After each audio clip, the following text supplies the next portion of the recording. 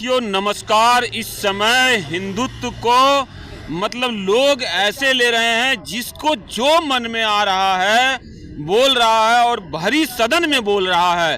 रामजी लाल सुमन नाम के ऐसे व्यक्ति ने जिनको कोई जानता नहीं था, वो आजकल जो हीरो बनने के लिए एक ऐसा बयान दिया है कि पूरे देश में बवाल हुआ है।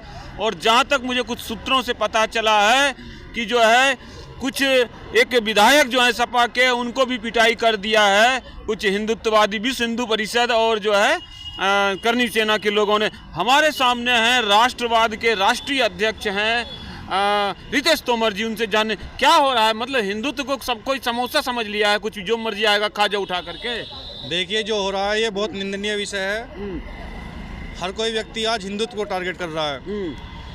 हिंदुत्व जो इस देश की परंपरा होती थी, जो हमने एक शब्द पे हम लोग पहले कार्य करते थे, फैनेटिकल कल्चरल चाउनिज्म, वो आज देश से खत्म हो गया है। इसका कारण है कांग्रेस, इसका कारण है समाजवादी पार्टी, अच्छा, और इसका कारण है जो मुस्लिम तुष्टीकरण की राजनीति करते हैं। आज ये जो मुद्दा बनाया जा रहा है ये कोई मुद्दा नहीं है, जानबूझकर चलाया जा रहा है। मैं ये बताइए कि जो है राणा सांगा जो 100 लड़ाइयाँ लड़े, 99 लड़ाइयाँ जीते, और जिस राणा सांगा के बारे में बोला जाए उन्होंने गंदी बात, मुझे तो बोलते हुए भी जो है शर्म लज्जा आती है। उन्होंने 100वें लड़ाई में जो बाबर से ऐसी लड़ाई कि तोपों के खिलाफ इन्होंने अपने घोड़े को दौड़ाया, नुकसान हुआ, लेकिन बाबर को उस युद्ध में विजय नहीं मिली, क्योंकि अगले 1-2 सालों में बाबर फिर मारा भी जाता है। कौन मारा जाता है, कैसे मारा जाता है, दुनिया जानती, छुपाने से कुछ नहीं। आपका क्या कहना है इस पे? देखिए समाजवादी पार्टी, मैं बोलता रहता हूँ, समाजवादी पार्टी का इस्लामीकरण हो चुका है। उनके खून में मिलावट है। वो देश के प्रति जो उनकी सोच है वो बहुत निंदनीय है, बहुत दयनीय है। वो इस सोच में इतना डूब चुके हैं कि जिसकी कोई लिमिट ही ना हो। आप ये बताइए, जब भरी सदन में रामजी लाल सुमन बोल रहे थे उस समय वहाँ पर बीजेपी के भी तो सांसद थे, उन्होंने क्यों नहीं टोका? या वहाँ पर चेयरमैन जो थे उन्होंने क्यों नहीं उसको बाहर निकाल दिया, मार्शल से बाहर निकाल दिया? ये इस तरह की चीज़ें होती है तो सब लोग जिम्मेवार है ना? नहीं, देखिए उसमें जो सभापति महोदय थे उन्हें मैं इसमें ज़्यादा बोलना नहीं चाहूँगा, क्योंकि हिंदुत्व की पार्टी आज सत्ता में है। उन्हें इसे जो उन्होंने बोला इसे डिलीट कर देना चाहिए था। डिलीट कर देना। लेकिन अब जो है गुस्सा इतना बढ़ गया है कि समाजवादी पार्टी एमएलए को पीट दिया गया, और जो है एक और कार्यकर्ता समाजवादी पार्टी के थे उनको भी जो है 2 दिन पहले पीटा गया। आप देख रहे हैं हमला हो गया घर पे। तो ये कैसे गृह युद्ध की तरफ नहीं चला जाएगा ये देश? नहीं, देखिए हर क्रिया की प्रतिक्रिया होती है, और आज हिंदू इतना जाग चुका है कि अगर आप हिंदू पर कोई भी टारगेट करते हैं तो उसका आपको साथ के साथ फल मिलता है। इसमें अनेकों हिंदू संगठन बढ़ चढ़ के हिस्सा ले रहे हैं। राष्ट्रवाद भारत भी अपना मुहिम में लगा हुआ है। कल हम दिल्ली के आदर्श नगर में त्रिशूल वितरण का कार्यक्रम कर रहे हैं, तो हम अपने हिंदुत्व के मुद्दे पर जो है आगे बढ़ रहे हैं और निरंतर प्रगति कर रहे हैं। ये बताइए, जिस राणा सांगा ने 99 लड़ाइयों में तुर्कों को हराया, खुद बाबर को जो है 100वें लड़ाई में जिसमें जो है दोनों को नुकसान हुआ, उस युद्ध में भी जो है 99 लड़ाई में बयाना में बहुत भयानक पराजय दिया बाबर को, क्या वो राणा सांगा बाबर को बुलाएंगे?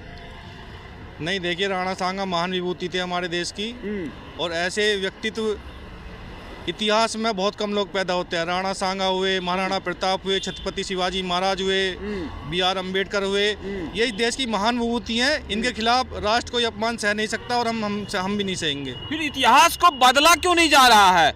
बाबर, अकबर, औरंगजेब से जब महाराणा प्रताप लड़े, राणा सांगा लगे, सिख गुरु जितने थे 10 के 10 लगभग लड़े हैं, और जो है सब लोग लड़े, तो उसका नाम से अकबर रोड, औरंगजेब रोड क्यों है मेरे देश में? कौन कहता है इतिहास नहीं बदला जा रहा? अभी आपने देखा होगा कई जिलों के नाम बदले गए हैं जब से हिंदुत्ववादी सरकार आई है, और सरकार इस पर निरंतर कार्य कर रही है। हमें इसमें सरकार की आलोचना नहीं करनी चाहिए। हम सरकार के साथ खड़े हैं और मजबूती से खड़े हैं। आप मत कीजिए, जनता का ये सवाल है कि औरंगजेब रोड दिल्ली में क्यों है, और राणा सांगा के बारे में अच्छी बातें क्यों नहीं लिखी गई है, और अभी तक गिरफ्तारी रामजी लाल सुमन की क्यों नहीं हुई है?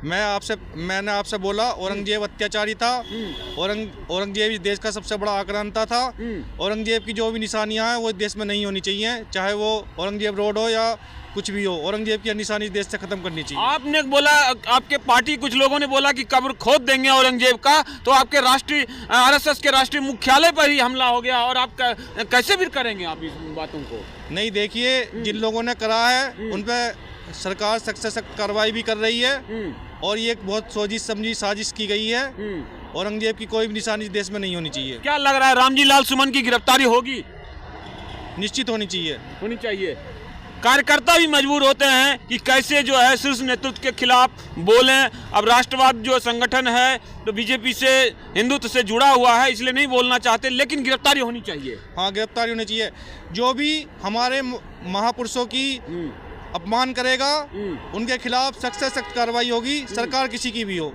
कुछ लोग कह रहे हैं कि करनी सेना के लोगों को जेल भेज दो, ये कर दो, कई गिरफ्तारियां भी हुई है, इस पे क्या कहना चाहते हैं? नहीं, देखिए, जो हिंदुत्व के लिए काम करेगा उसे कैसे जेल भेज सकते हैं आप?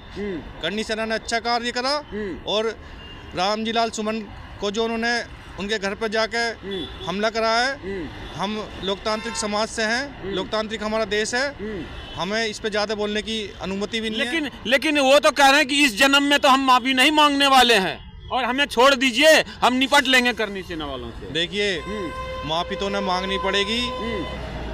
ये देश आज जाग चुका है, ये पुराना वाला देश नहीं है। आज हिंदुत्व इतना मजबूत हो चुका है, हिंदुओं का संगठन पूरे देश में काम कर रहा है, माफी तो न मांगनी पड़ेगी। मांगनी पड़ेगी। जी जी, धन्यवाद।